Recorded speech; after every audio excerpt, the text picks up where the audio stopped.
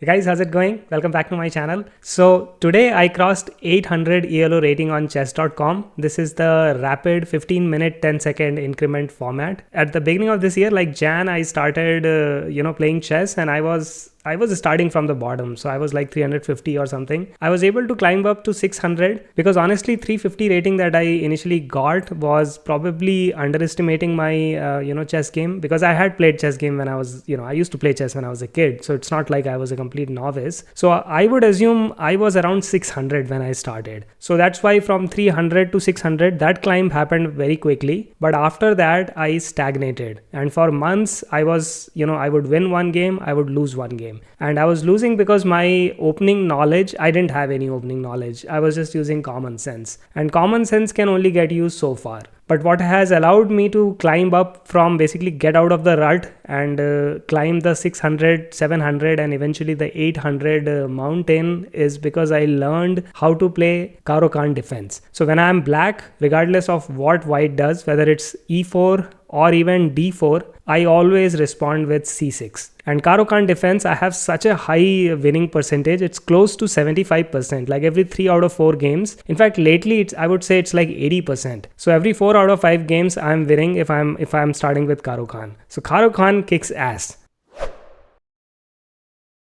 So my opponent is white and I am playing as black. I have imported the game into my local chess software because I like the user interface here and I can do better analysis. I have Stockfish 17.1 installed here. So my opponent started with a standard e4 opening and Karo-Kann Defense to the rescue. So this is standard stuff. Now this was little surprising. Later I found that this is the accelerated Panov attack. I didn't know what the hell he was doing, so I just continued with the d5, and at this point my opponent decided to exchange everything and I was fine with that. So I got my queen out to get the final pawn and he attacks my queen. Now at this point, if I look at the recommendation, let's pull top 3 recommendation from Stockfish. So the Stockfish is saying that the best option is to come here. This is d6 and the other 2 options are these. But I think when it comes to queen, I don't want to take any chance. So I put my tail between my legs and I went back to my home, right? So queen stays safe. I am not one of those guys who get their queen out and go nuts like that early wayward queen attack. I don't do that. I am going to keep my queen safe in the beginning. So now my opponent gets his second knight out. I also get my knight out. So standard development here. Nothing special. Now my opponent gets this pin here. This looks like a threat, but it's really not a threat because this pawn has a protection from here. You can also get this knight here and you have this bishop here. So there is enough protection. So even though this may look scary, this pin, but it's pretty harmless. So I got my bishop here. For some reason my opponent decided to take it. Stockfish is saying that this is a suspicious, a dubious move, and I was happy to exchange. Now my opponent castles. I wanted to castle this side. That's why I could have got my queen out and castled here, but that was never the plan. So I started developing my pieces here. So I get both my knight and bishop out. And at this point, I think this is where things, I guess my opponent was trying to attack. So I've seen this happen a lot, that if my opponent is trying to be very aggressive, I play a solid game, and if I don't give them any chance, they end up making a mistake. So I don't even have to do anything. I just wait for them to screw up and I just pounce on the mistake. So this is not exactly a mistake, but the moment this guy came here, I kind of knew that this didn't look right, and Stockfish later confirmed my suspicion. So this is not a very good move. And I castle. I really don't see any problem. If this guy takes my horse, I will take it back, so no big deal here. Now the next move was this pawn move. I assume he's trying to get more area here, so I responded by just blocking it. Those 2 squares, he cannot come. Stockfish thinks that was not a good move, but it made sense to me. In my mind, I thought that made sense. So I decided to move my bishop here, and my thought process was that, hey, this is the part of, this part of chessboard is my side. So if any piece from my enemy is entering my side, usually I'm not comfortable, so I want to kick it out. So my opponent gets his queen here.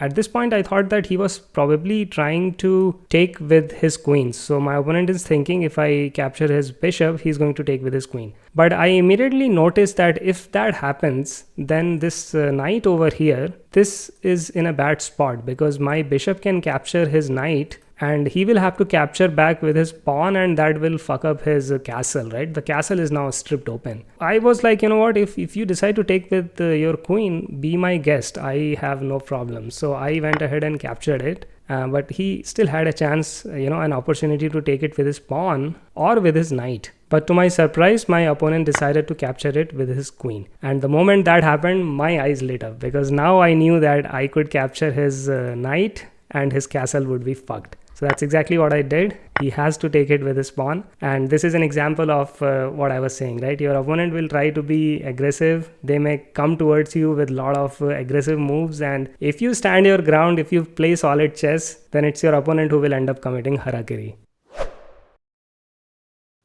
So I decided to move this pawn basically to, support this guy, because otherwise it was hanging. And then my opponent gets his rook out. I don't know what he's trying to do here, honestly. Now I got my horse here, and Stockfish says this is not a good move. But my thought process was that I was trying to attack this knight. I think at this point I'm thinking in terms of just doing some exchanges. And my opponent obliges, so we had exchange of the knights. Now we just have our queens, and both the rooks are on the board. But my position is better, because let's get the evaluation bar here. So Stockfish is actually saying that we are at smack in the middle, so nobody has any advantage. But I don't think so. I think, because his king is completely naked here, I can get my queen here. There is no bishop or knight that will prevent my queen from coming here. So once my queen comes here, I can attack. I also had plans of getting this rook basically like that, and then coming here supporting my queen. So imagine if my queen is here and my rook is here, and that would be a pretty formidable force. So that was my plan at this point of time. And I cannot see how white will attack me. My king is very safe, and my castle is very solid. So at this point I was feeling good. So my opponent moves his queen in front of his king, and again when this happened, my eyes lit up. Because anytime you have a queen standing in front of a king, that is asking for trouble. Because if I get my rook here, the queen is pinned, and that would be a disaster. So I immediately decided that I was going to get my rook like this and bring it here, and then bring it here. I can't bring it here because this pawn is protecting. And I was wary of this pawn, that this pawn might try to come forward and try to stop me from doing that. So I decide to move my rook. Obviously I want to bring it here in front of the queen, and my opponent moves this pawn, and I'm assuming he wants to get it here and then eventually get it here so that he can block this square, and then I will not be able to put my rook here. So that is the plan, but I can easily stop that by just pushing my pawn like this. And then I can bring my rook here. Now for some reason Stockfish is saying that this is a mistake, but I don't see how this is a mistake, right? If I turn it on, let's see what is the option. Stockfish wants me to push this pawn. That's the first move, and then the second move is getting my rook here or my queen here. Honestly, all these three moves kind of look stupid. It just makes sense for me to get my rook here. Like why is this not even an option? So sometimes I don't understand Stockfish. I don't know how Stockfish thinks. So I would think, this was a good move, and my opponent decided to push this pawn. Now this was also interesting because it made one thing very clear to me, that my opponent was trying to break this pawn structure and basically get his rook here in action, kind of, a queen side counter attack. But I was adamant that, I am just going to get my rook here. I am not going to care about anything. So that's what I did. I just got my rook here, and my opponent then pushed his pawn, and this is a blunder according to Stockfish. And I have no idea why my opponent did this, because he has now locked, these pawns are now locked, so the rook cannot come from this side. This whole structure is locked, which is in my favor, right? Because my king is already safe. It's my opponent's king which is exposed. So I don't know why my opponent decided to lock the pawns here, but that's awesome, because my next move, and this gets a exclamation point, I pin his king. So it's kind of funny that I saw this 3-4 moves back, and I was hoping to execute it, but I was not sure that I could do it, because my opponent could have stopped me by using his pawns and maybe his queen also. So there was a way to stop it, but I guess my opponent never saw this coming, and that was the end of it, because he was forced to take my rook and the queen is gone. So he could have resigned here, but he decided to continue. I got my queen here, and I just started taking, my goal is now to take all these pawns. Now the rook here cannot really do much. I don't know why my opponent decides to get his rook here. This pawn is protected, this one is not, so he can take this pawn if he wants to. But first I give him a check, so he really can't do anything. He has to move his king out. Then I get this rook out. I want to protect it. I don't want anything to fall here, because sometimes we may get cocky because, hey, I have a queen and his queen is gone. So you may think that, hey, I'm winning now. So I don't want to do that. So I want to be very careful. I protected the pawn. My opponent moved this. I'm not sure what the hell he's trying to do. And I just started nibbling on the pawns. So I captured this pawn. He gets his rook here. I capture that pawn. And that was it. My opponent resigned.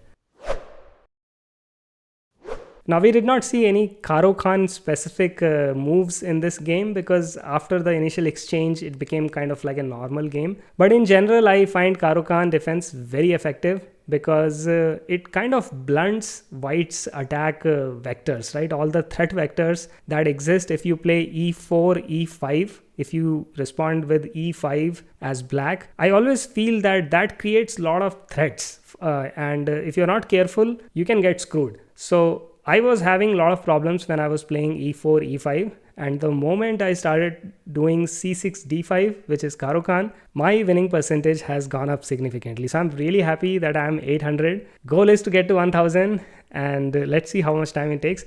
You guys must have noticed I'm not playing a whole lot, like I'm not making a lot of videos. And if you check my chess.com account, you will notice that I'm not playing a lot of games. And it's because I have realized one thing: if you just keep playing, it's fun to play, but you don't improve if you just keep playing. To improve, you actually have to spend some time improving your tactics. So that's what I'm doing. I'm doing a lot of puzzles on Lichess. I like Lichess puzzles better than chess.com. That's just a personal preference. I like puzzles which are not synthetic, but they are extracted from real games, which is exactly what Lichess does. So Lichess puzzles have helped me a lot. My tactics are getting better. And the second thing is I'm learning openings. So I'm not going to go learn 20 openings. I just picked one opening as black, which is Karo-Kann defense. And I have picked one opening as white, which is a queen's pawn opening. It's a little exotic opening. It's not very popular, but it is working for me. So I have a white opening, I have a black opening, and I'm just going to focus on getting better with my openings, memorizing the moves so that I don't have to think a lot in the opening, so I can save some time. And then in the middle game, I will apply the CCTO, which is the check, capture, threats, and optimization. So I will use that tactic, and